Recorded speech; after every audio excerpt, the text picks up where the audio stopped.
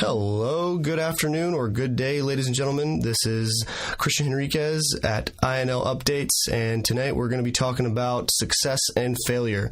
I'm here with my colleague, Christopher McConaughey. Hi, how's everyone doing? Pretty good. Let's see what we got to talk about today.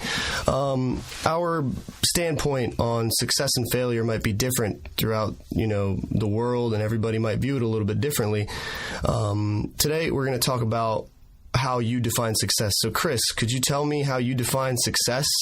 Yeah, actually, the way I define it has changed over the years. I found that when I was a lot younger, I thought having the car, the money, the big, tangible, material things was success. But as I got older, the more you have that, the more you want. So I feel like success now is just being happy where you are.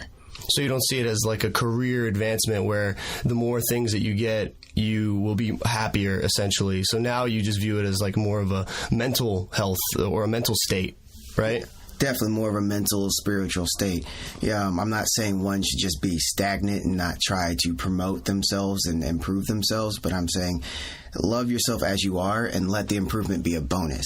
Okay, so to our listeners, how would you improve your success in your own life? If you could give some pointers and some things that you did if you were in a low part in your life and you thought that there was no end, what did you do to kind of succeed?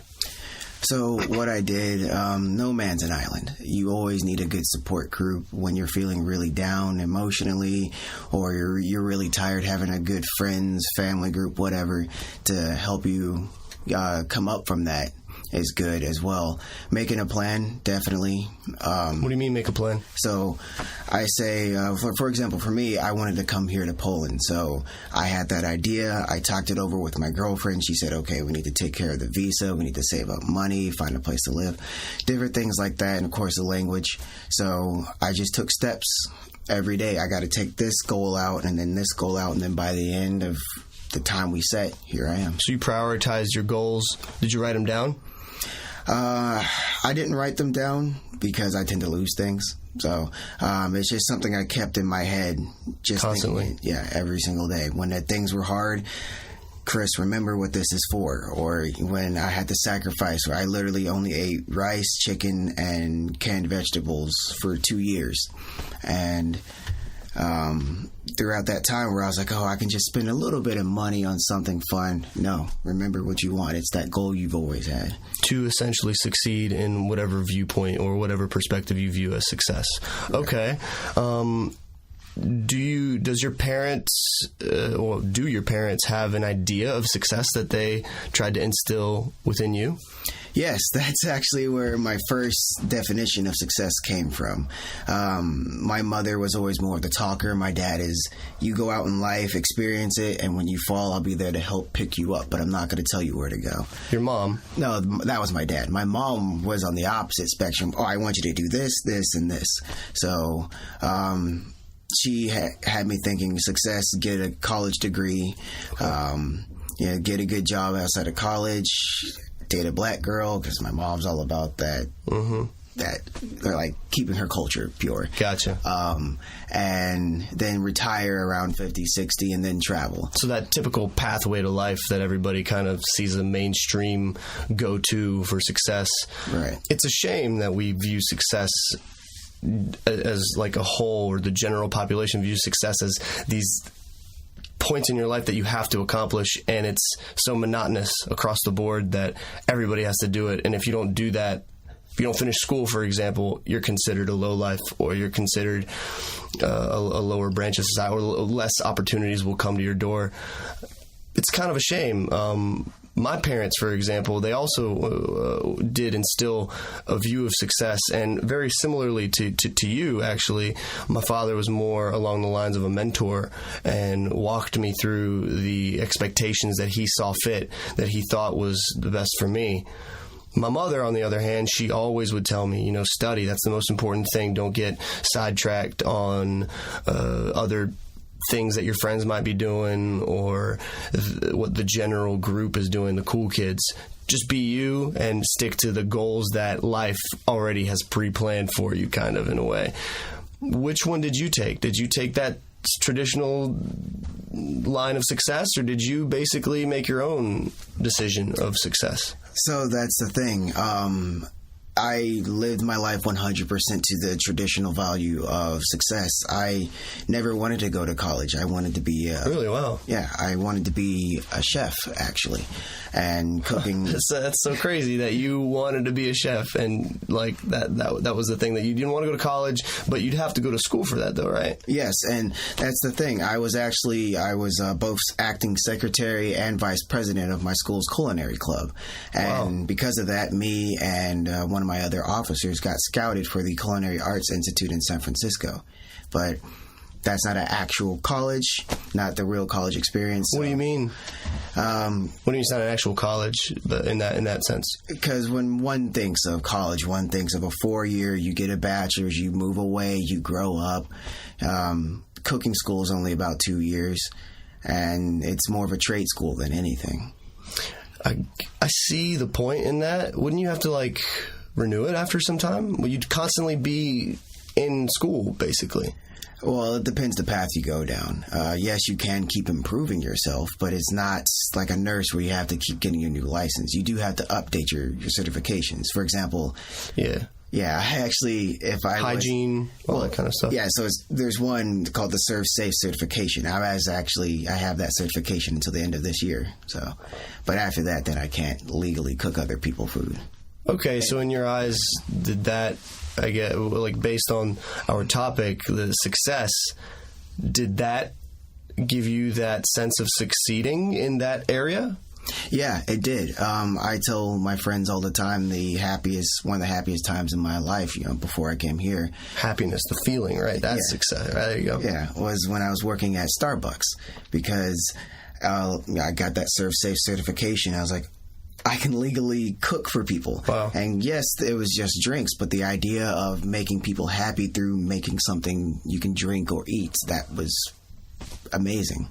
Cool, man. To be able to have that feeling after such a time of working hard and really striving to get that goal can really improve your perspectives of you being a successful person, which I think that a lot of people should try to strive for, to set their goals. Definitely have set goals, in mind, but don't be afraid to change them, because we all change at, the flick of a switch. We might wake up one day and we might not view the same things as we did before. That's another thing that kind of I want to talk about is our failures. Do you think that because of our failures, that has contributed to our success? Of course. If you have someone who just succeeded all the way through their life with no hardships or struggle, you get Donald Trump. But if you have someone...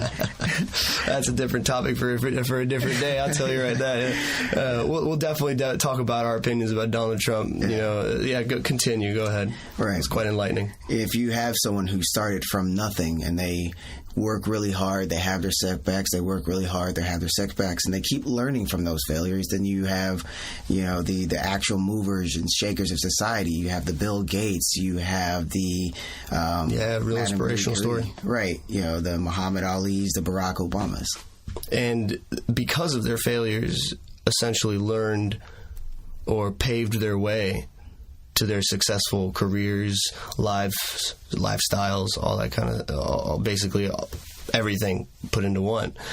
Because of our failures, we can mold the person we want to be tomorrow.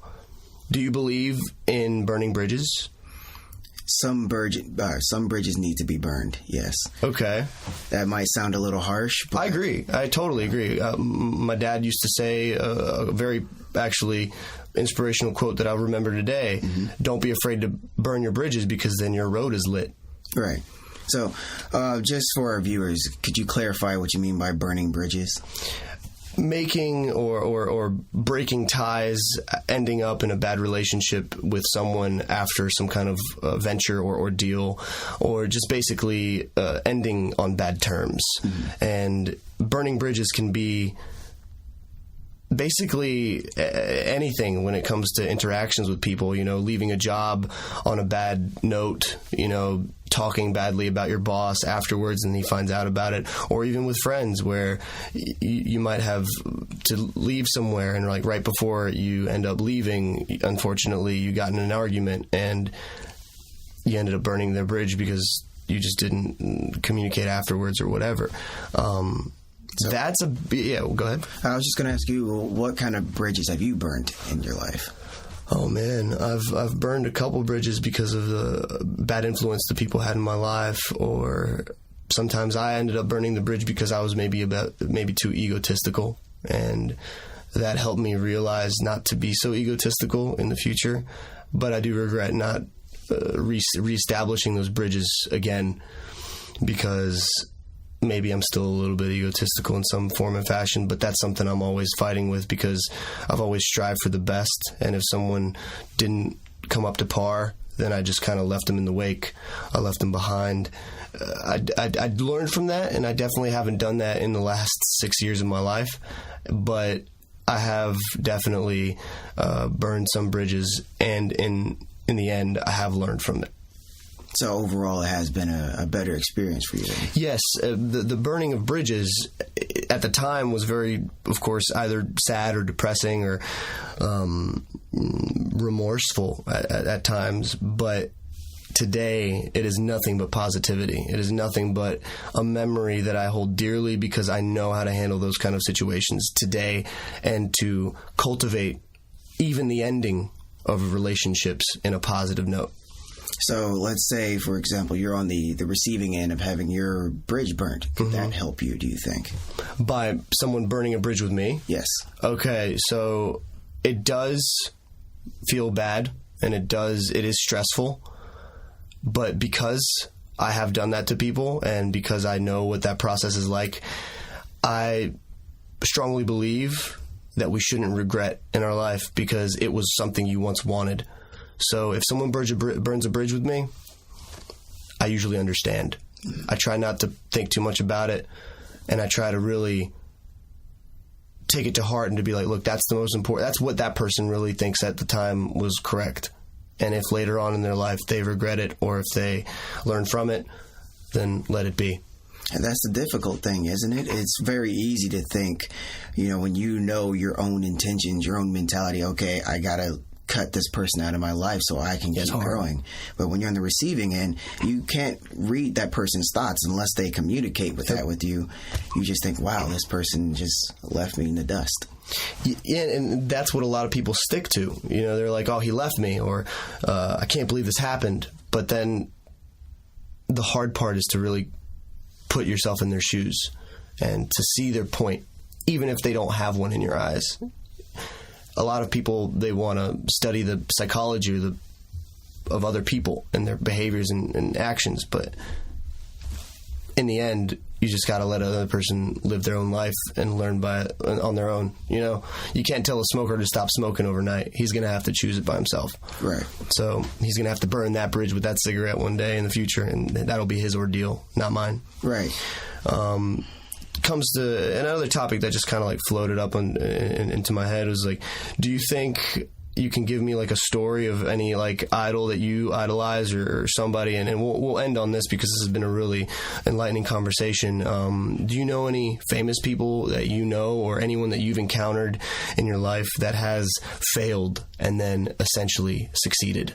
Yeah, if we have time, I can do one for a celebrity and one for someone personal. Sure, go ahead. Okay, so definitely the celebrity, the ones I named before, Barack Obama, Arnold Schwarzenegger, Bruce Lee. Let's go with Arnold Schwarzenegger because I know his story really well. He came over here from Austria. You mean over there? Oh, to the U.S. Yes, for our listeners, we're in Poland at the moment, 2017. Yeah, sorry, my mind is still defaulted to America. So he went from Austria to America around the age of 19, bodybuilding, and he was so driven that he went to community college. He knew he couldn't be a bodybuilder for the rest of his life, so he was investing himself training in the day and taking classes at night. And if you ever done any physical like job, like bodybuilding or a sport, it's like a full-time job. Anyway, commitment. Right. So he would do that, and throughout pulling in so many hours and having the whole stigma of then at that time, if you're a bodybuilder, you're considered a homosexual, and many other... Really? That was that kind of stigma back then? Wow. Yeah. And many other negative stigmas, but he went through it, and from bodybuilding he became... an actor, Conan the Barbarian, and the Terminator, and then he took a step further, and then the governor of California. And that boggled my mind right there, him becoming the governor. And it was really inspirational for me to see one of my favorite actors up on the political stage, really trying to make a difference, right? So that was like, do you think that was the epitome of his success? If you ask Arnold Schwarzenegger at that time, he'll say no. He wishes he could be president, but of course you have to be born in America to do that. Oh, wow. His dreams were to become president, really? Yeah. But for me personally, I would think, that's the definition of success. You go somewhere, you uplift your roots, to reinvent yourself, and just keep pushing yourself. You invest in yourself in the present, but also in the future, like how he was taking classes for finance and real estate and whatnot. And you get to the highest position that's possible for you. You are a celebrity and then a politician, and he also has his own companies, or at least investing in them. So yeah, he really has went a long way, has gone a long way. And in my eyes, I think that was a really good story to elicit to our learners, because we all need to have some kind of example. In 3 short words, your 3, maybe you could say, points to success. What should our listeners do? You got to have self-control. You got to have priorities, and you have to have tenacity. So you're going to have failure along the way. Things are going to get hard, late nights, not eating much, but you got to, if it's something you want, you got to go for it. Self-control. Oh, yeah, I could take tonight off. Who cares? Okay, I could take a week off. I deserve it. No, you got to stay focused. Yeah, nobody's going to want to do it. You just got to make yourself do it. Right. As the famous quote of Yoda, there is no try, there is only do. Yes. So, thank you very much for tonight, listeners. This is Christian Henriquez and Christopher McConaughey from INL, the Institute of Native Linguistics. We are a native-only school here in the heart of Gdańsk, hoping to expand along the Tri-City area, and we basically are here for you. So, listeners, if you have any topics of discussion that you'd like to ask, or if you have any questions to us specifically, stay tuned for our next episode of INL Updates. Thank you, and have a good day. Thank you, and have a good day. See you.